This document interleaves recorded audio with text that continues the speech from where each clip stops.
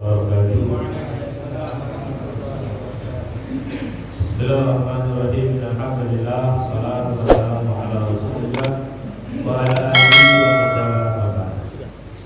Bapak Ibu rahimakumullah, syukur alhamdulillah atas nikmat iman, Islam, ibadah yang Allah Subhanahu wa taala masih berikan kepada kita. Semoga kita bisa mensyukurinya sehingga nikmat itu ditambah sehingga disempurnakan oleh Allah Subhanahu wa taala.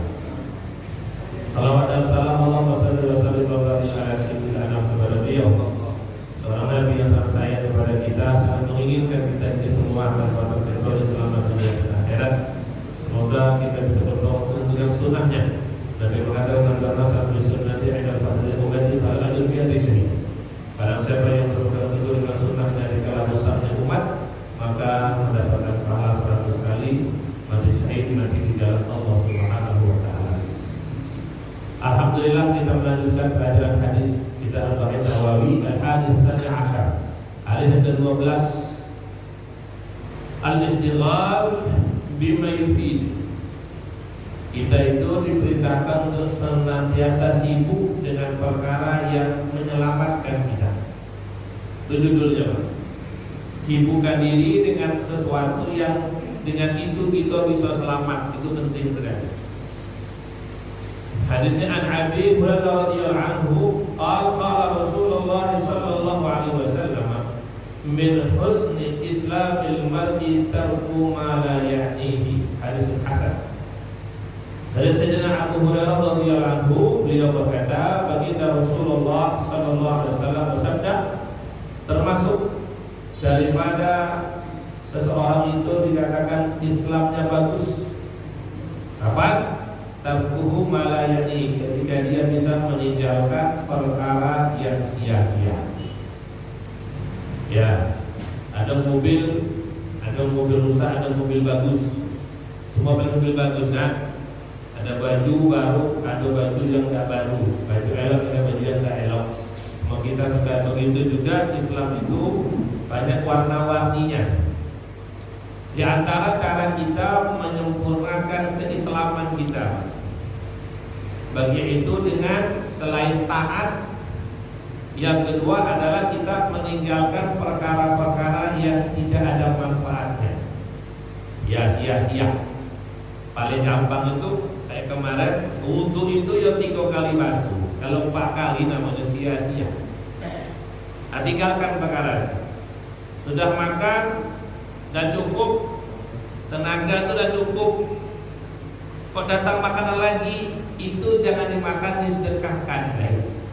Itu namanya meninggalkan perkara yang sia-sia.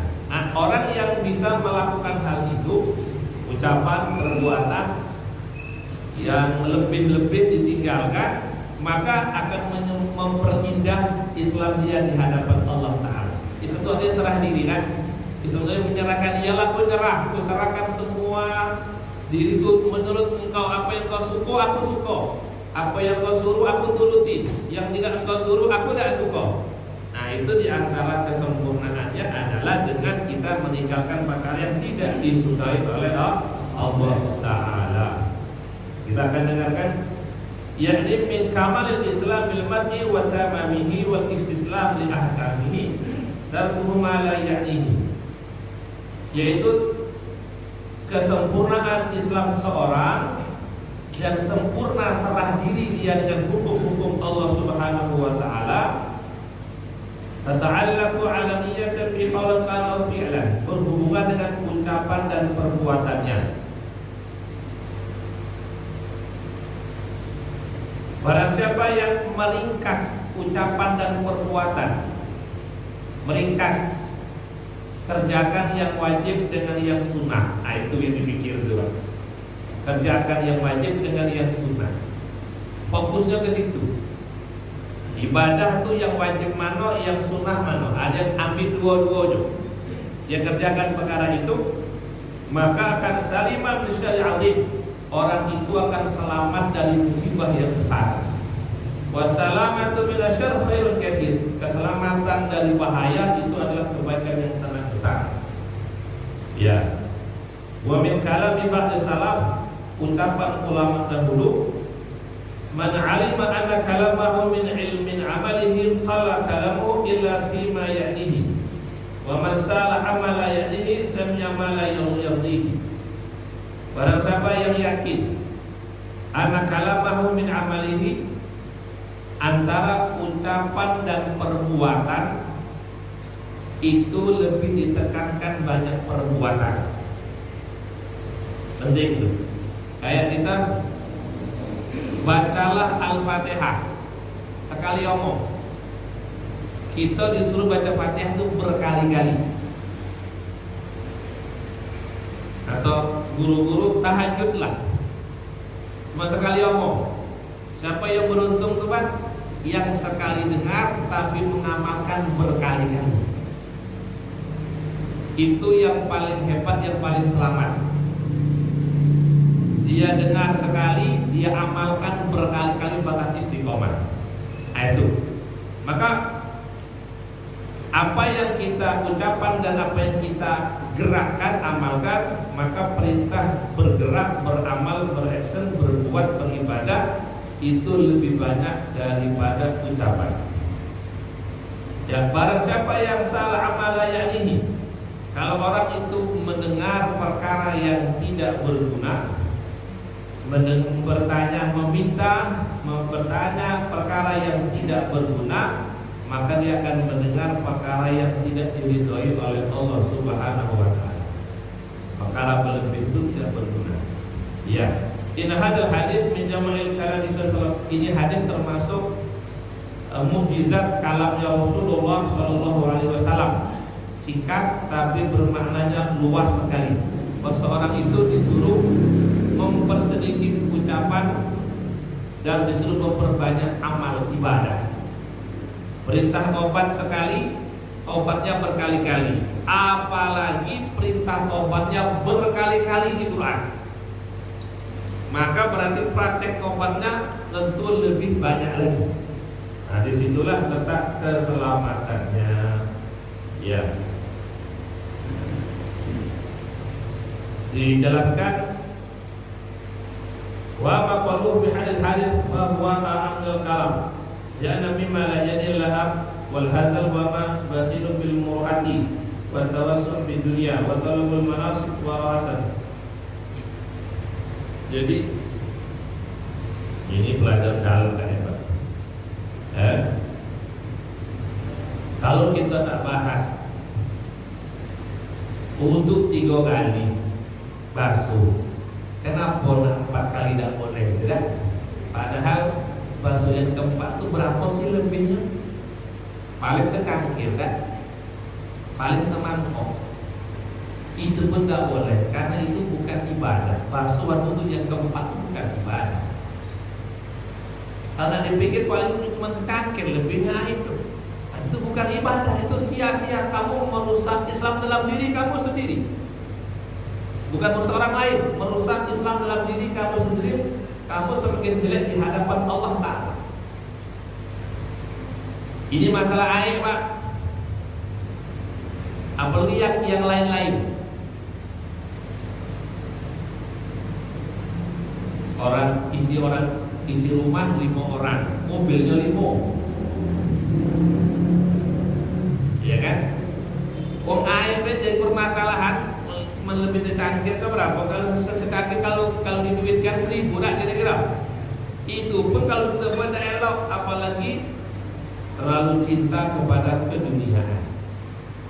Walaupun Islam tidak melarang, Pak. Tidak ada letak kata, kita tidak mengatakan haram rumah besarnya, mobil banyak nian, motor banyak nian, makan banyak, itu kan halal tuh, ya kan? Tidak salah, makan banyak memang punya kita. Makan itu kan halal, tapi tetap walaupun halal, kalau kamu tuh berlebih tidak elok. Lebih tidak elok. Nanti pembahasan kita kayak tadi pelajaran yang paling gampang, wudhu 4 kali basuh tidak boleh. Kali itu air masjid hukumnya haram. Kali itu air masjid one-off, ya kan? Bukan pilih air, memang gali tanah masjid, gali sumur di tanah masjid, di tanah one-off. Maka air itu untuk ibadah. Tidak boleh untuk selain ibadah. Ini duit, kasih duit ke masjid. Berarti berhubungan dengan ibadah. Atau dipinjam orang, jadi masalah tuh Pak. Dipakai orang untuk beli tanah, itu jadi masalah lah. Itu gak ada hubungan ibadah masalahnya. Bukan untuk masjid apa saja, membersihkan WC juga ibadah, berhubungan dengan masjid. Nah, maka begitu juga amal ibadah kita itu, gerak-gerik kita itu disingkat. Dalam Islam itu indahnya Islam itu dua. Indahnya Islam itu dua, sebenarnya sifat malu dan sederhana. Malu dan sederhana. Ini dua sifat oleh orang-orang yang benci dengan Islam mau dihilangkan. Bagaimana orang Islam hilang malunya dan hilang malu kalau dia sederhana. Padahal malu dan sederhana adalah pakaian yang paling menyelamatkan dan cinta dunia. Orang kalau sudah cinta dengan dunia, tidak akan enak lagi ibadah Tuhan. Tanya kiri kanan kita, siapa yang tidak sempat sholat? Ngapa tidak sempat ngaji? Ngapa tidak sempat tahajud? Ngapa tidak sempat duha? Ngapa tidak sempat sedekah? Sibuk cari dunia, betul. Malam tidak tahajud, capek nian Pak Ustaz kerja. Ngapa tidak salat duha? Capek juga kerja. Ngapa tidak sedekah isi kota Jumat? Ini pun belum banyak Pak Ustaz, baru sedikit. Padahal lebih sudah tu. Penghalang kalau karena ingin jadi lebih jadi masalah. Sehingga apa? Kualitas dia turun di hadapan Allah Subhanahu wa taala. Dalam kitab yang lain itu dia belajar dia Pak. Nah, pelajaran besar untuk kita semua ada. Ulama pun ada tingkatnya kan, ada tingkatannya. Jadi juga ada ulama yang sangat sederhana sekali.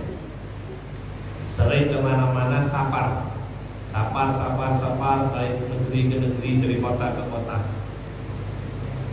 Maka sampailah ke kota Madinatul Munawwarah.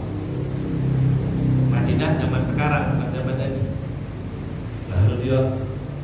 Lalu dia mengatakan ini kota Fir'aun katanya. Apa? Ini kota Fir'aun. Sudah dibangun kan? Orang-orang Islam Madinah marah. Bahasa kita basing lah, ini kota Nabi, ini bukan kota Fir'aun katanya. Ya, tangkap orang tuh pendatang. Bahasa kita ngomong kok sembarangan di kota suci kok bilang ini kota Fir'aun. Ini kotanya Rasulullah nih. Ditangkap. Itu ulama juga itu tangkap lah. Ada ditangkap. Aku boleh ketemu. Kenapa kamu bilang ini kota Fir'aun? Itu katanya Rasulullah sallallahu alaihi wasallam, Madinah nih, Madinatul Munawwarah. Itu ada makamnya Rasulullah sallallahu alaihi wasallam. Enggak, ini kota Fir'aun juga. Lalu dia boleh tuh ketemu ulama yang di sini.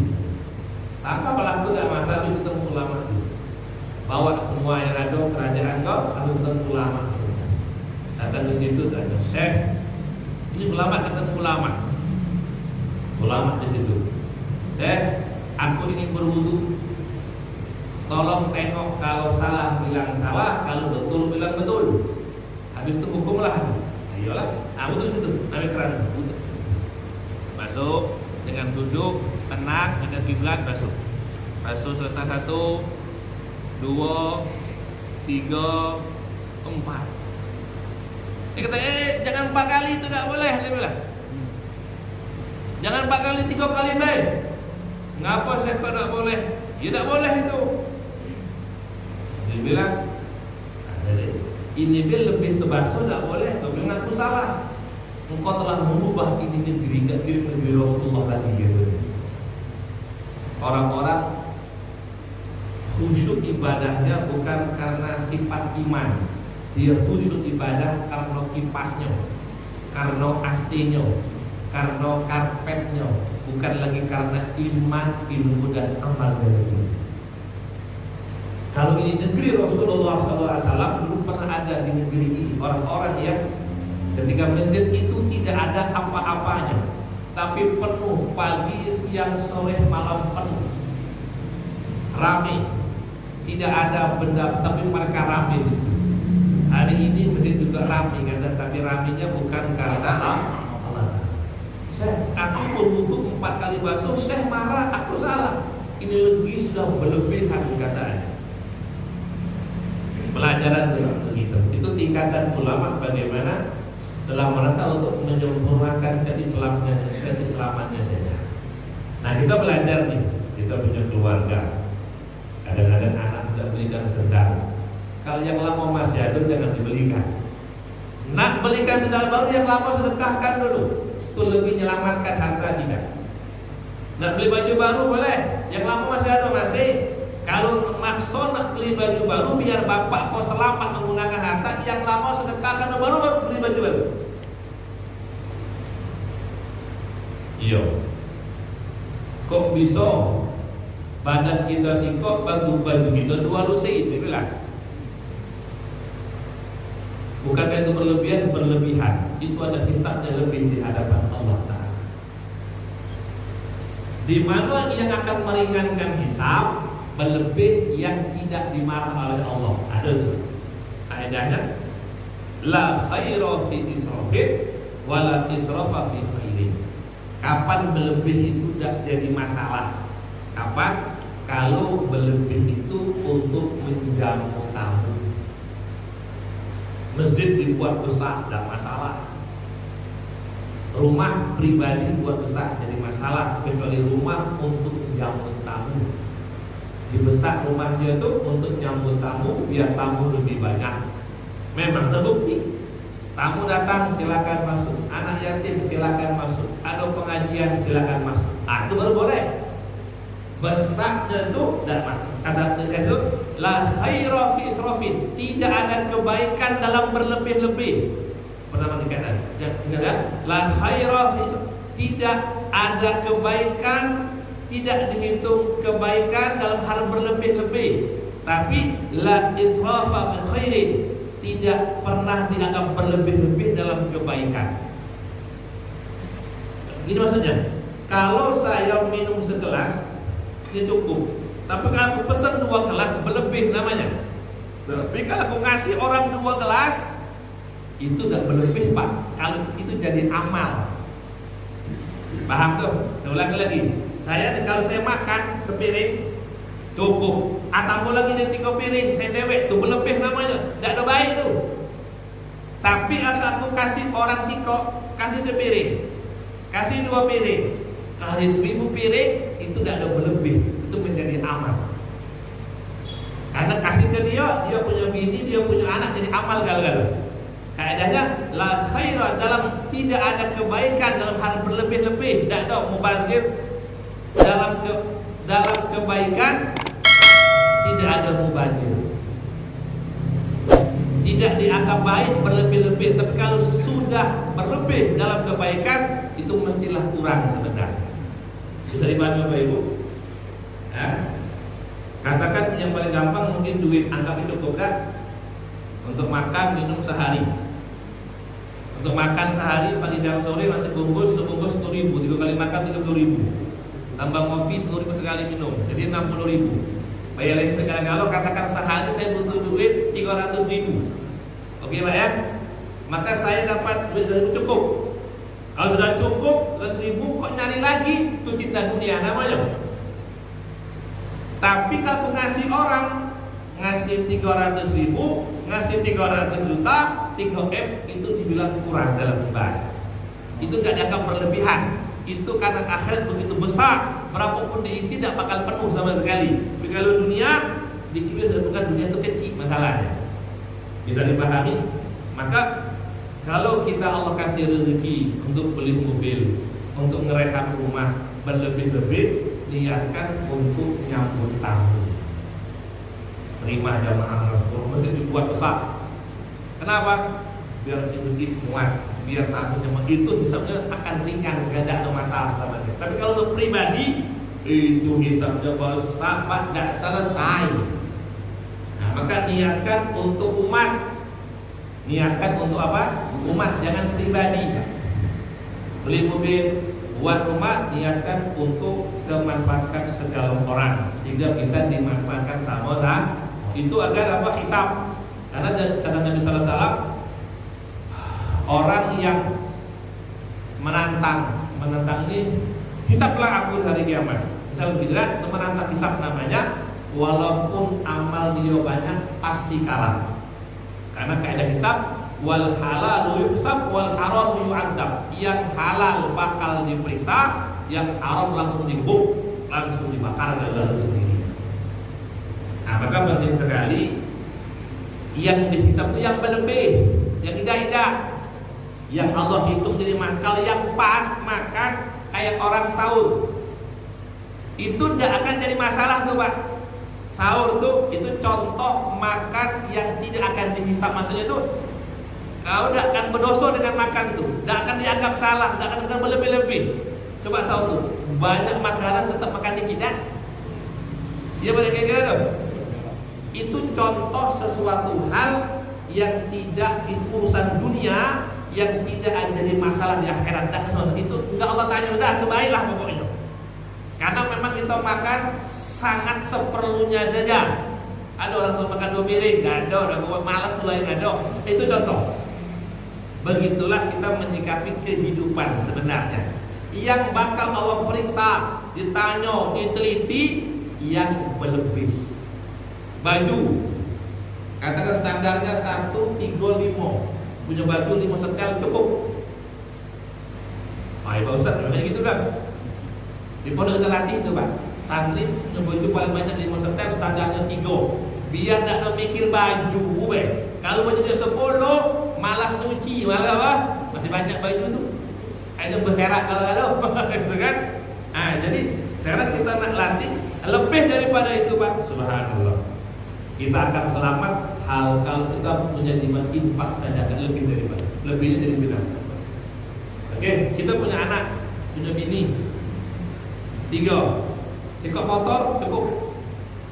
Kalau 2 berlebih namanya. Oke Pak. Nah, kalau pas sesuai dengan keperluan kita, itu nggak ada hisab. Pakai baju, tutup aurat, nggak masalah. Kapan jadi masalah? Kalau di bawah mata kaki itu jadi masalah. Jadi hisab Allah tidak akan pandang dia dengan maaf di hari kiamat. Tidak dipandang dengan pandang sayang. Kena marah tuh kenapa? Baju dia berlebih panjangnya di bawah mata kaki. Kalau serban lebih 48 cm. Kalau kuku 9 dipotong, siko idak itu berlebih namanya. Alasan nyempol untuk buka botol siapa kau buka itu? Tutup, itu berlebih, Allah boleh. Nah, jadi inna alaina hisabahu. Hisab itu akan diperhitungkan untuk perkara yang berlebih. Maka kata Sayyidina Umar, kalau bapak punya rumah sebesar dunia, sebesar gunung, sebesar dunia, kata Umar, aku tidak takut ditanya oleh Allah karena kuniakan untuk memuliakan tamu katanya. Untuk bangun pesantren, untuk bangun masjid, anak yatim, orang-orang tua, untuk ngopendi mereka punya rumah sebesar dunia tidak ada masalah katanya. Tapi kalau tidak diniatkan untuk umat, cukuplah rumah seperti sarang burung saja.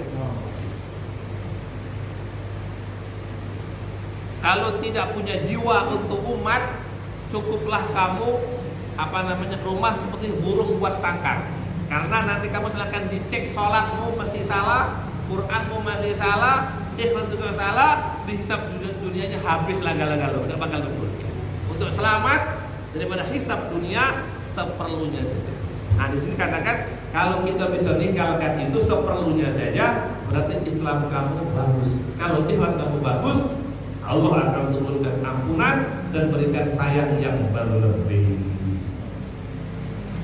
Ada pertanyaan Bapak Ibu, makan di rumah boleh Pak, ada hewan. Oke, bagus. Dia makan berlebih kasih ke ayam, makan berlebih kasih ke kucing, sehingga berlebih kita makan tidak jadi masalah. Dalam kita miskan ada orang makan berlebih, 1 butir jatuh. Kalau makan tuh pakai alas Pak. Kalau jatuh makan tuh diambil bersihkan dimakan. Kalau makanan tersisa 1 butir tidak dimakan, sedangkan 1 butir itu lebih berat ketimbang 1 debu. Kata Allah 1 debu pun dihitung di hari kiamat. Fama ya'mal misqala dzarratin khairan yarah. 1 butir padi itu susah membuka, bukan gampang dia bilang. Maka kalau kamu tidak makan namanya mubazir. Tumpah sebiji tidak dibersihkan dimakan mubazir. Dalam beberapa riwayat walaupun agak lemah, itu 1 butir dimakan oleh setan untuk kekuatan diok goda kita selama 40 hari. Maka para sahabat mending milih lapar. Mereka makan sehari sekali, itu kan berkali-kali. Boleh berkali-kali, Nabi itu sekali makan sehari. Sahabat cuma sekali, paling banyak 2 kali. Kalau kita paling dikit 3 kali lah, Pak. Boleh, tapi ingat, kalau berlebih bukan babnya dibuang. Kalau punya ayam kasih ayam, kalau lele kasih lele. Biar apa? Dihitung juga sedekah kepada hewan. Sekedar dibuang jadi balak ini. Karena itu nikmat daripada Allah Subhanahu wa ta'ala. Nah, gimana kalau kami itu makan bersisa? Sudahlah makan berjamaah lah kalau gitu. Laki bini sama anak sepiring. Bakal kurang, bakal berlebih ya. Mesti pas. Kalau berlebih itu kalau isi rumah 3 orang 3 piring itu jadi berlebih. Kalau yang suami lebih setengah piring, anak lebih seperempat, bini lebih setengah, habis lebih sepiring. Kalau kita punya hewan, maka tidak menjadi balak sama sekali. Bisa dimainkan rahimahullah. Ada pertanyaan mengenai itu, Pak? Jadi kemudian ya di sini dikatakan waqala al-Ghazali rahimahullah, jika mau ditanya ilaju tarki ma la yani, kapan kita bisa terobati dari perkara yang sia-sia yang kita tidak perlu sebenarnya. Ngampun nak koleksi segala apa artikel sifat gerak koleksi dah, koleksi itu kita tidak perlu kan? Sudahlah selesai. Ajalah anil mauta baina yadayhi, supaya kita tidak melakukan perkara yang sia-sia. Ingat, sesungguhnya mati itu ada di depan. Wa annahu mas'ulun an kulli kalimatin takallama biha, dan engkau akan ditanya setiap kalimat yang kau ucapkan. Wa anna anfasahu ra'sa malihi, dan nafas adalah modal kehidupan. Wa anna lisanu sabaqatuhu yaqdaru ala yaqsa, dan lidah itu seperti gunting yang bisa memotong semuanya. Iya. Ucapan dan lidah, subhanallah. Subhanallah. Kata ulama di situ, lidah itu lembut, tapi kenapa dikelilingi gigi yang begitu keras? Kok bisa berdampingan? Supaya lidah itu hati-hati. Ada 27 polisi di kiri kanan jauh itu kan. Kalau salah ngomong gigit gigi dulu kan. Harusnya untuk lidah itu lembut, cukup kok gigi, tapi di lembutnya lidah ada gigi 28-27 itu jago di siang dan malam. Maksudnya adalah begitu supaya super hati-hati. Di kitab ini dijelaskan ada 28 duduk bareng-bareng, lalang ketemu datang ulamanya, kawannya, reunilah. Yang punya rumah tuh anaknya mau keluar. Pak, aku mau main ya. Bapaknya diem baik. Pak, aku mau main ya. Bapaknya diem baik. Atau kawan itu bilang baik, yo apa salahnya Pak? Itu kan, biar dia langsung pergi main. Apa kata ulama itu? Aku tidak mau di buku amat terkata kata-kata yang dia berhubungan dengan agama Allah Ta'ala. Aku tidak mau di buku aku kok tercatat oleh Kiroman Syaribin bahwa anakku izin main-main, sedangkan dia bukan untuk main-main. Beda. Artinya anak itu tidak boleh lah, main itu boleh. Cuma aku tidak mau, aku menjadi pengesahnya anak itu. Allah bakal tanya, sejak kapan dunia tempat main-main, dunia tempat beramal? Dia bilang enggak dosa itu, cuma dia enggak mau tercatat di buku amal dia. Kalau tercatat harus dijawab, kalau sudah terucap harus dijawab. Maka Bapak Ibu rahimahullah, apa wajibkan diri kita sebelum hidup istighfar. Astagfirullah, ampun ya Allah atas ucapanku tadi siang. Ampun ya Allah mataku yang tadi siang itu. Astagfirullah telingaku yang salah dengar. Astagfirullah tanganku yang salah pegang. Astagfirullah hatiku, kakiku yang salah melangkah. Astagfirullah duitku salah ngasih. Astagfirullah yang hatiku masih tidak serius. Itu diistighfarin per anggota badan. Cuman tinggal itu top solusinya.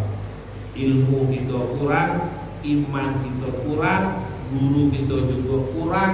Kalau kurang yang lebih cuma dosa begitu dan lebih daripada itu. Cuman tetap Ghafurur Rahim, Allah Maha Pengampun. Dan ketika mau hidup berdamailah dengan Allah Ta'ala, ngaku galau-galau. Dalam sahih itu kan, Wa yaqtadi dzambin bidzambin, tiap hari manusia menjahit dosa demi dosa sambil berharap Allah mengampuni dia. Padahal semua orang paham dulu punya kakek dan nenek keluar dari surga karena sikap jahitan dosa. Oh mau ke sana, tapi di hari buat dosa, orang nenek kita sudah di sana turun karena sikap dosa, kok mau ke sana? Tidak bisa, bilang gitu, kan? Kau membuat tangga ke surga dengan dosa demi dosa, dosa dikumpulkan jadi tangga dengan dosa mau ke surga, mana bisa? Wong fakta membuktikan kakek nenek kita Adam dan Hawa karena sikap dosa tangganya jebol kalau turun ke dunia, kok mana bisa? Tapi tetaplah Ghafurur Rahim. Yang paling aman tuh hobi bertobat. Yang aman insyaallah ya. Berapa kali Pak untuk hidup itu minimal 10 kali lah. Pada indera itu dimaafkan. Lebih daripada itu, ingatkan anak istri. Allah istighfar untuk anakku, istighfar untuk istriku, istighfar untuk makku, untuk bapakku, untuk guru-guruku, orang yang sayang kepada. Lebih begitu gimana masalah ini lebih dari orang. Ya Pak ya, salah tidak.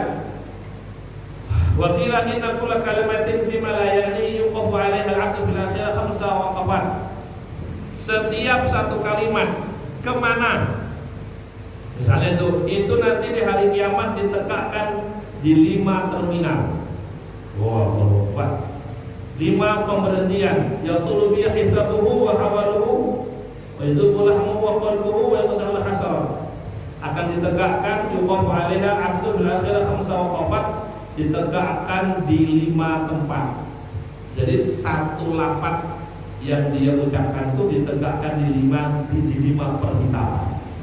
Ya Allah. Ini tidak jelaskan pokoknya 5. La ilaha illallah. Dikatakan awaluha 5 qulta kalimat hadza. Jadi begitu 5 kali itu Pak, 5 kali sidang, sehingga saking banyaknya tuh sidang tuh dia punya daging tuh rontok dewek Pak. Jadi pertama adalah 5 qulta kalimat hadza. Kenapa ngomong kayak gitu? Kenapa kok ngomong kemana? Tanya tuh Pak. Semua kalimat kan ditanya. Kenapa ngomong kayak begitu? Itu yang pertama. Yang kedua tanya hal nafa'tu idza qulta, kalau ngomong kemana itu apakah itu berfaedah untuk agama Allah?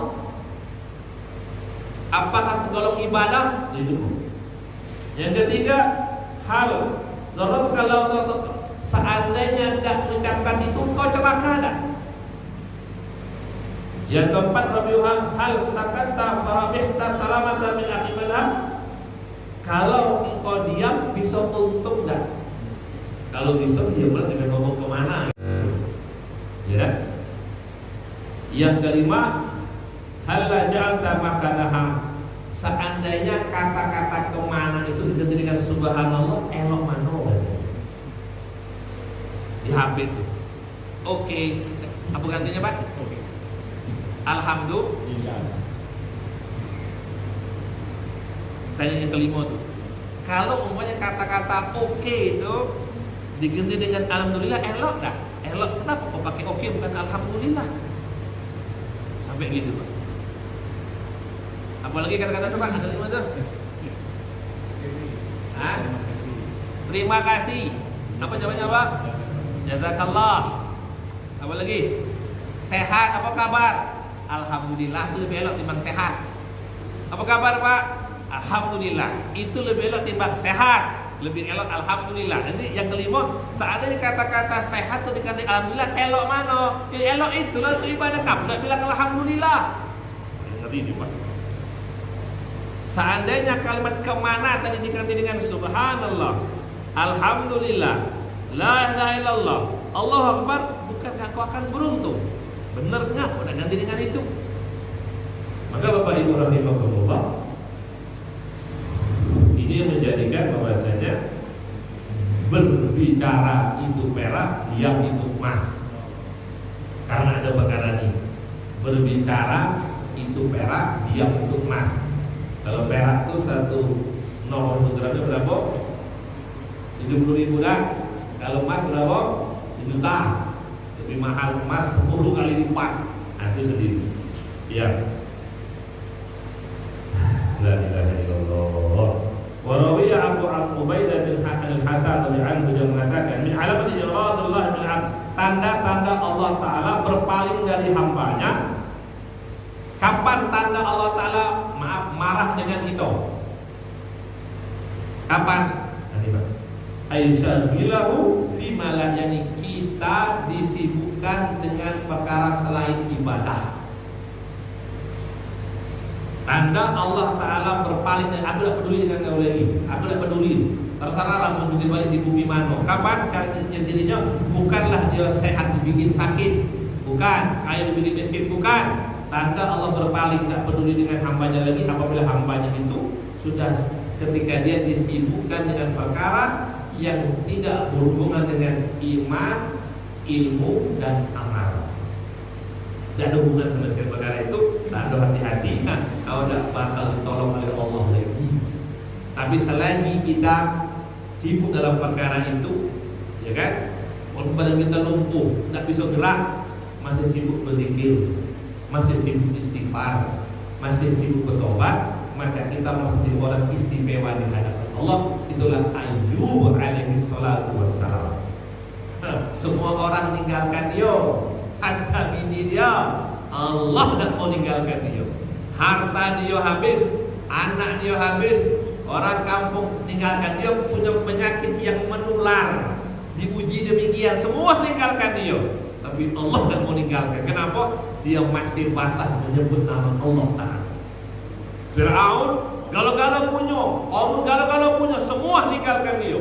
Sampai bumi pun menggelapkan dia, segala-galanya habis dengan lautan dan daratan, karena mereka orang yang tak mau sebut nama Allah Subhanahu. Tak ada gunanya Allah hidupkan habis. Bisa dimain perkara Allah. Wa qala man wala aqafi nafa'ala Allah Ta'ala bi ilmihi kalamul 'abd malaini khadalan min Allah Ta'ala.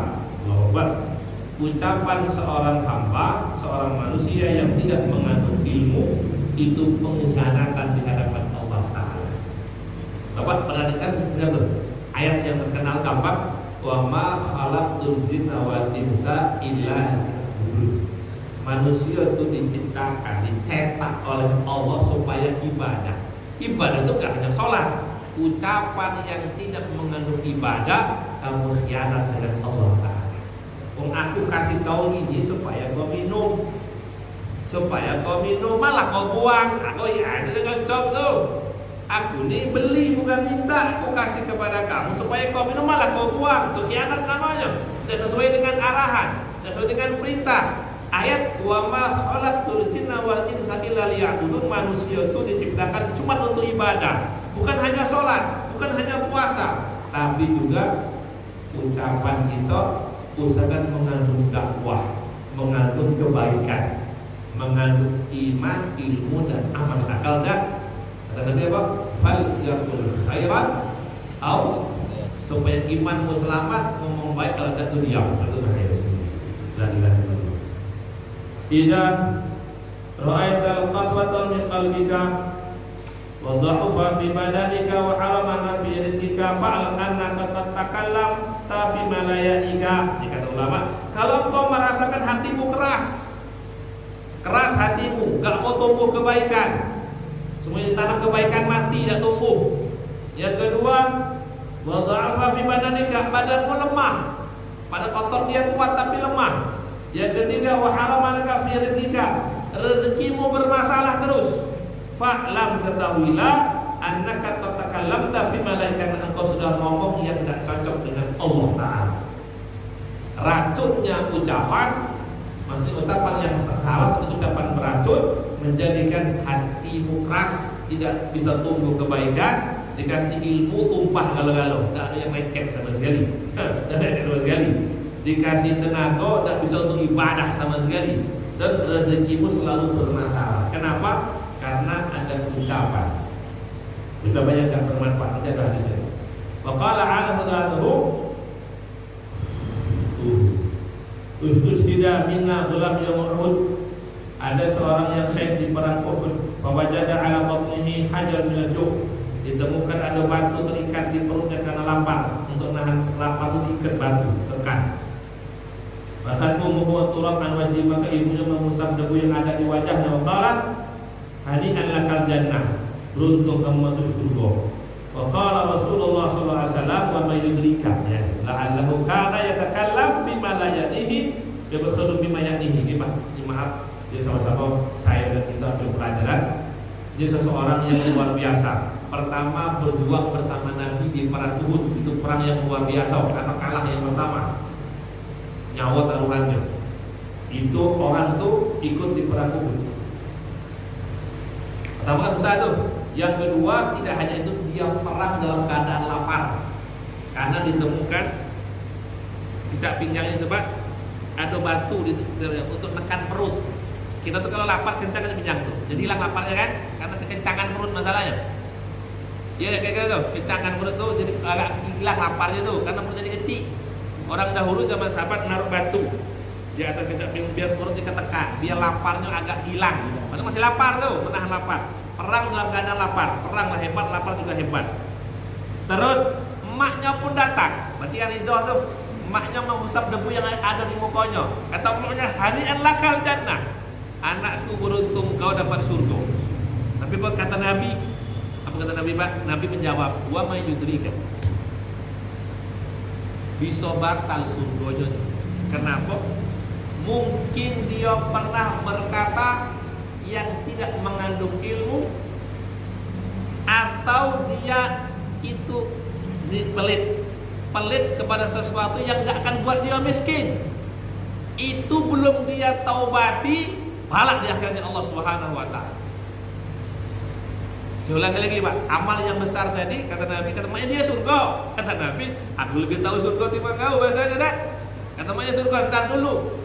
Mungkin dia pernah berkata satu kata yang gak mengandung ilmu, gak mengandung ibadah, dan dia belum bertobat dengan kata-kata itu, belum berdamai dengan Allah Ta'ala, surga dia bisa batal. Yang kedua, dia bakhalu bima ya'nihi. Seandainya dia ngasih, ada orang minta, anak kita minta, tetangga kita minta air di sumur misalnya, Pak minta air sumur, tiga yang gak boleh ditolak dah, minta garam, minta air, sama minta api. Itu nggak boleh ditolak, kasihlah sebisanya walaupun tidak bayar. Minta api masak sebentar. Tapi maaf bukan api rokok, paham tuh? Api untuk masak, atau garam, atau air. Minta air sedikit di sumur tuh Pak. Karena kalau kita kasih, kita tuh tidak ada berkurang sebenarnya. Nah kalau kita tidak ngasih sesuatu yang tidak berkurang sebenarnya, surga kau batal. Kau tidak layak dapat surga. Surga itu orang-orang yang hebat. Kau air tidak mau ngasih.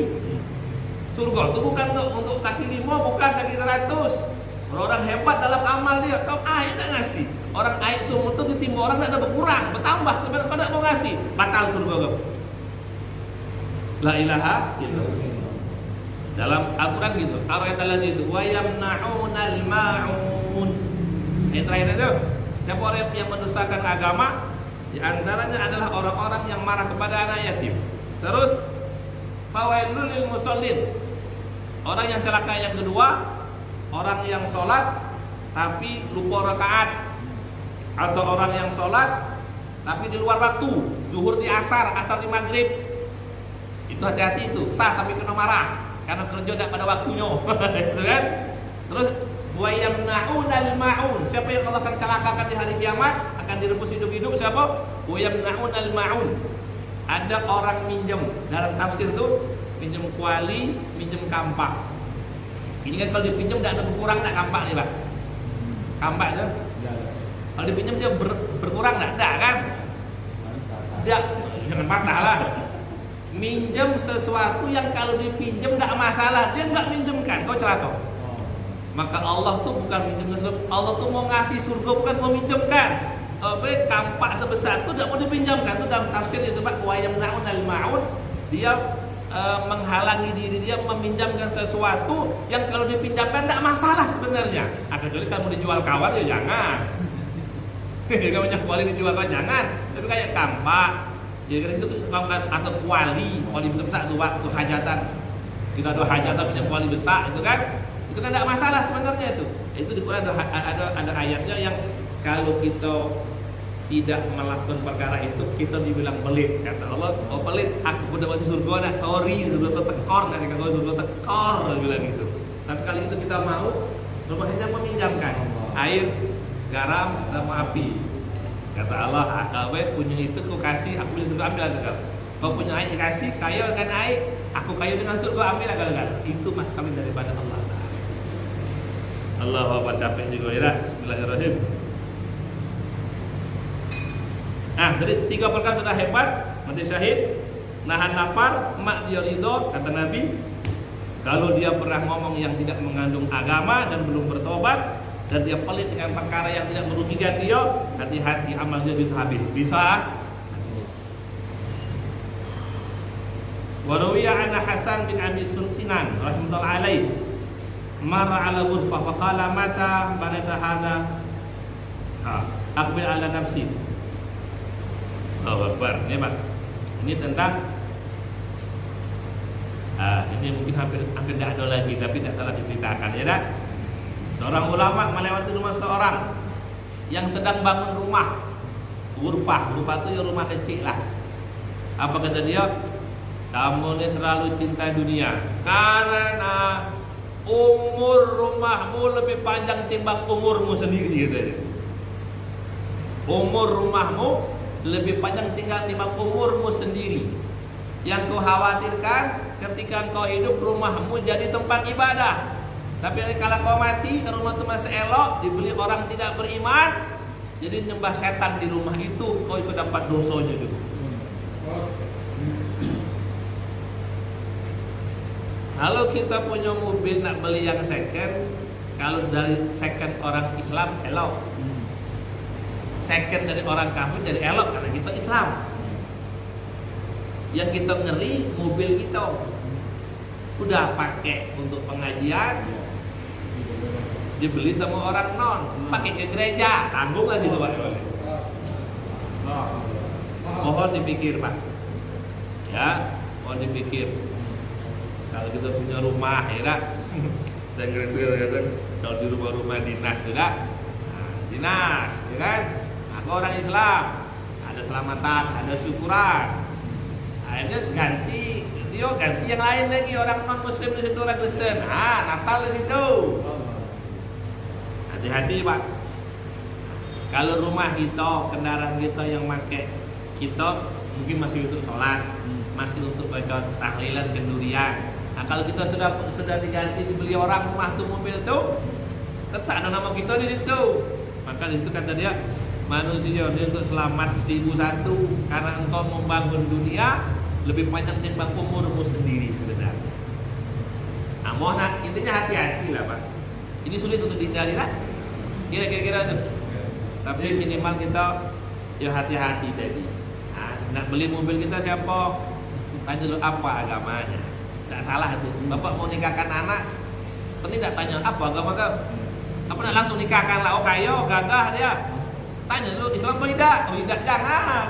Ngasih anak ke neraka jangan. Tapi dia kayo Pak Ustaz gagah. Walaupun dia Hindu jangan. Bahaya. Lebih kurang demikian. Ada yang tanya Pak? Nah silakan.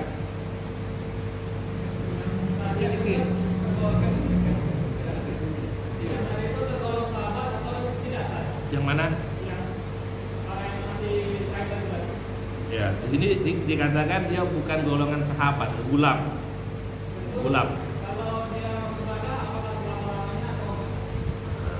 Waktu nanti ketemu di akhirat tuh. Jadi itu pelajaran daripada Nabi SAW bahwa orang yang dekat dengan orang yang soleh di tempat yang soleh pun harus serba hati-hati. Itu maksud di situ Pak. Apalagi kita jauh dari galau-galaunya, dari Mekah jauh, dari Nabi jauh, dari Madinah jauh galau-galau. Aku udah hati-hati habis. Nah, maka serba hati-hati. Ya di sini sebenarnya Nabi tidak mengatakan langsung dia ahli neraka, dah. Ucapan dan harta tadi itu bisa merusak, minimal menunda, karena perlu ada penghisapan. Paham tuh Pak? Yang lain ada lagi? Bisa. Nah. Jadi kayak pekerjaan kan tadi kan dibahas tentang bagaimana kita ini ucapan bernilai dengan ibadah. Ya. Kami ini kan kerja misalnya, bagi kerja kan bagaimana itu bisa pekerjaan kami jadi nilai ibadah misalnya. Ya, tadi kan ucapan, Ya. sekarang perbuatan. Wah, sama tuh Pak. Pertama gini Bapak, kalau ingin kerja apapun, kerja itu kan dunia dah, Ya. tetap niatkan untuk ibadah. Aku cari duit pagi sore, harus diomong di hati Pak, bukan untuk nabung, tapi untuk nafkahi anak bini, untuk membayar anak di pondok pesantren, untuk nyumbang masjid, untuk nyantuni anak yatim. Kalau untuk nabung, itulah korun zaman sekarang.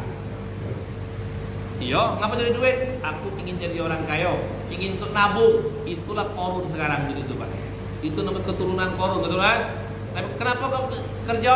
Aku niat haji, aku mau niat umroh, aku mau niat untuk nafkahi anak bini. Itu jadi ibadah kalau. Dan itu lebih mulia daripada jihad fisabilillah. Harta ada 4 dinar. 4 dinar untuk anak bini nafkah, untuk jihad, untuk sedekah, untuk makan. Sesungguhnya yang untuk anak bini lebih mahal untuk jihad fisabilillah. Karena itu wajib di atas kewajiban, wajib pribadi masalahnya. Jangan lupa niat. Ada gitu, enggak berangkat baik, buka toko baik, apa niat? Dak lah dia bilang jadi orang kaya, dak. Maka buka toko, pergi ke kebun, langkahnya untuk nafkahi keluarga. Insyaallah gitu Pak. Lari pagi, kenapa sehat? Untuk modal tahajud di malam. Tapi tahajud niat jangan tidak. Jangan cek iunnya tahajud tidak juga dia bilang sehat. Itu namanya bohong, namanya apa? Jadi ada hadis mengatakan awwalu man yadkhulu alaikum rajulun min al-jannah. Kata Nabi, ada orang awwalu man yadkhulu alaikum, ada seseorang yang akan datang sekarang ini dan dia orang yang pertama ke surga.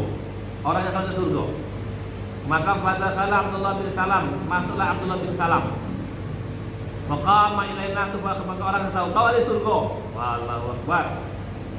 Akhbirna bi awsafil amal fi nafsika qala in amali la dhaifun aw sakamartu bi salam as-sadr qadar kama la ya'nihi. Nabi mengatakan kan, nanti kalau kau lihat orang dia itu ahli surga. Nabi di depan sahabat nanti akan lewat orang pokoknya dia ahli surga. Karena siapa yang lewat? Abdullah bin Salam radhiyallahu ta'ala. Dia datang ke surga, tahu kau tahu, oh masya Allah Tuhan, kau senang. Nabi udah bilang kau ahli surga. Karena Nabi bilang nanti yang datang pertama kali dia ahli surga.